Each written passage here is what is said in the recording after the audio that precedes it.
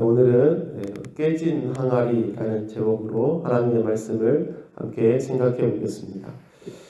우리 이 앞장의 말씀을 보면 우리 유다의 심판을 선포하는 에레미야를 이제는 암살하려고 하는 사람들까지 유다 백성들 가운데 생겨났던 것을 보게 됩니다. 이런 위기와 또 어려움 속에서도 에레미야는 하나님의 심판의 메시지를 계속해서 담대하게 선포하고 있습니다. 특별히 오늘 본문에서는 곧 이 말 극심한 하나님의 심판을 또 깨어진 하나님과의 관계를 바로 깨진 항아리를 통해서 우리에게 이야기해 주고 있습니다. 하나님은 에레미야에게 토기장이를 찾아가라고 하셨습니다. 그리고 그에게 항아리를 하나 사라고 하셨어요. 백성의 대표자들과 또 나이든 제사장들 몇 사람을 데리고 흰놈의 아들 골짜기라는 곳에 가라고 말씀하셨습니다. 그리고 하나님은 그 흰놈의 아들 골짜기라고 하셨는데 바로 이 그 흰놈의 아들 골짜기는 우상에게 자녀를 인신제물로 바치기도 한 극악한 우상 숭배가 행해졌던 장소였어요. 이곳은 죽은 동물의 사체나 또 사람의 시체를 버리는 곳이기도 했고 또 쓰레기 소각장으로 항상 불이 타고 있었고 또 연기가 피어오르는 그런 곳이었습니다. 바로 이곳이 우상 숭배가 가장 성행했던 장소였죠. 바로 이곳에서 하나님은 에레미야에게 하나님의 심판, 그 심판을 선포하라고 하셨던 것입니다. 이 백성이 당할 일을 잘 보여주는 상징적인 행위가 무엇이었나요? 오늘 본문에 나와 있듯이 항아리를 깨트리는 것이었어요. 오늘 10절, 11절에 보면 이렇게 되어 있어요.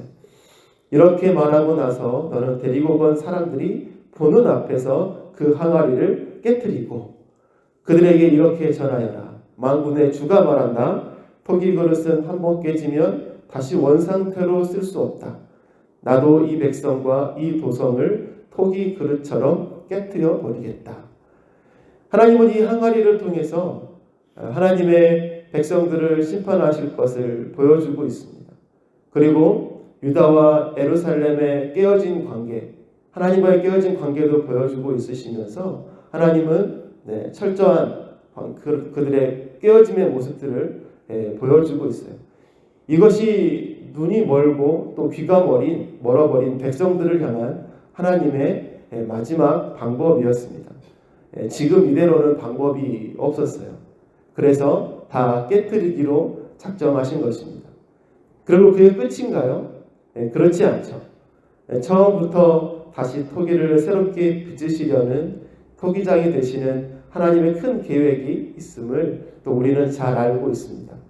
근데 여러분 중요한 것은요.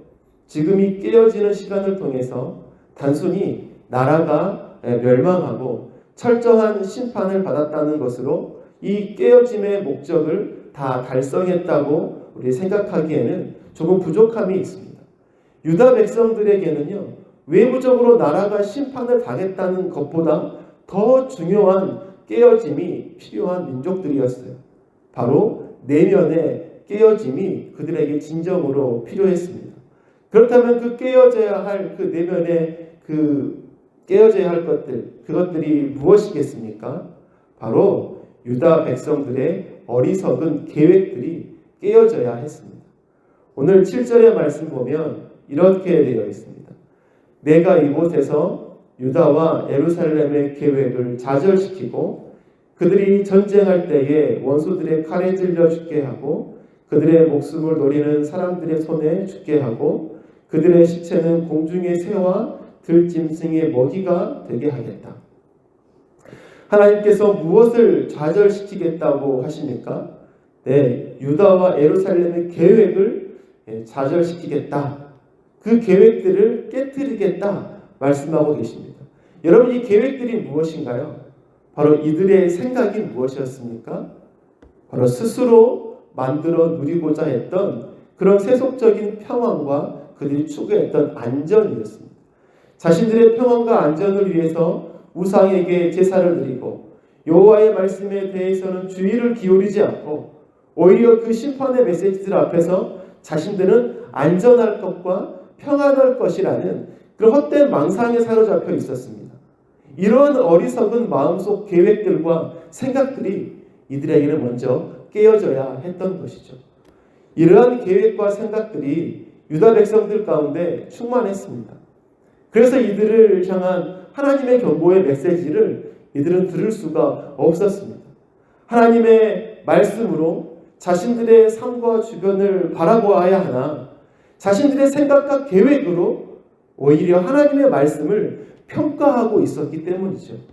그래서 하나님이 없는 평안과 안전을 이들은 믿고 바라보고 있었던 것입니다. 여러분, 이와 같은 잘못된 그들의 생각, 그들의 계획이 철저히 깨어져야 했던 것이죠. 여러분, 이러한 모습은 우리들도 늘 주의를 해야 될 모습입니다.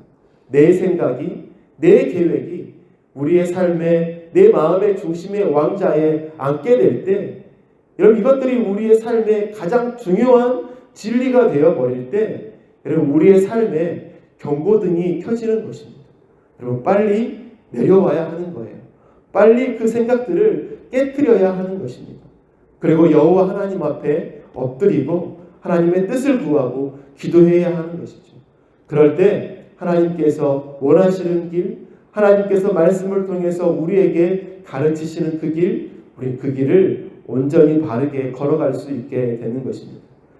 여러분, 또한 이 유다 백성들이 먼저 깨어져야 해야 될 것, 정말 깨어져야 했던 것, 그것이 무엇입니까? 바로 둘째로는요, 유다 백성들의 고집과 교만이 먼저 깨어져야 했던 거예요.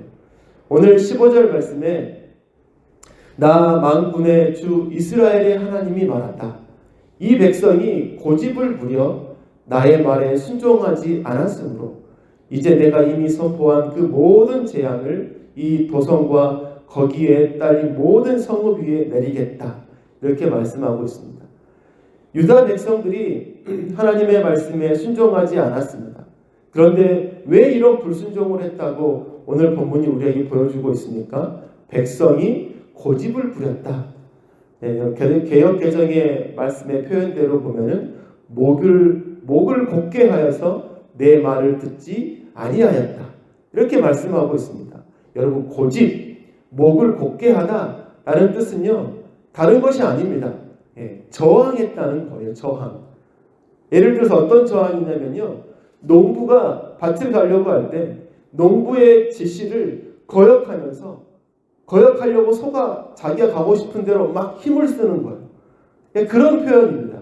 농부의 지시를 거역하는 소처럼 하나님의 백성들이 하나님의 뜻을 저버리고 그들이 그를 섬기지 않고 자기가 가고 싶은 대로, 자기 생각대로 다른 길을 갔다라고 말하고 있는 것입니다. 이것을 오늘 본문은 고집 부렸다라고 이야기하는 거죠. 하나님의 뜻보다 자신의 생각대로 가고 싶었던 거예요. 하나님의 말씀보다 자신의 뜻을 더 신뢰했습니다. 하나님의 도움이 없어도 자신들은 안전하고 평안하다고 생각했습니다. 하나님이 아닌 다른 신들이 우리들에게 평안을 준다고 믿었습니다. 유다 백성의 고집이었어요.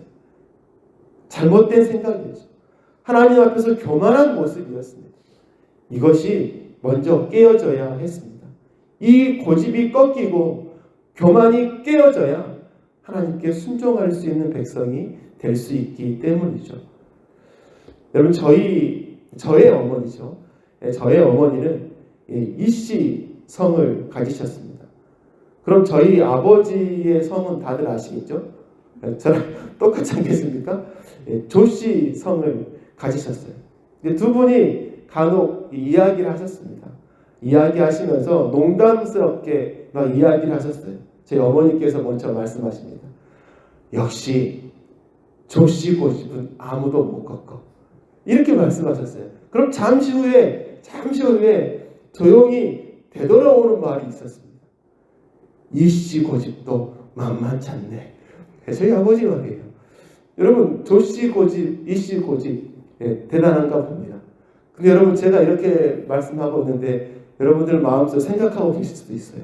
목사님, 박씨 고집, 김씨 고집 경험해 봤어요? 만만찮아요. 이렇게 생각하실지도 모르겠어요. 가정에서 고집 뭐 있을 수 있죠. 있을 수 있어요. 근데 정말 중요한 것은요. 하나님 앞에서 우리는 우리의 고집 부리면 안 되는 겁니다. 하나님 앞에서의 우리의 고집을 우리는 꺾어야 하는 것입니다. 그것을 깨트려야 하는 것이죠. 하나님 앞에서 우리의 고집을 꺾는 것, 깨트리는 것. 여러분 그것이 하나님 앞에서 우리가 보이는 겸손이라고 말할 수 있지 않겠습니까? 사랑하는 성도 여러분, 깨진 항아리는요 이스라엘의 깨어짐과 하나님의 무서운 심판을 보여주고 있습니다.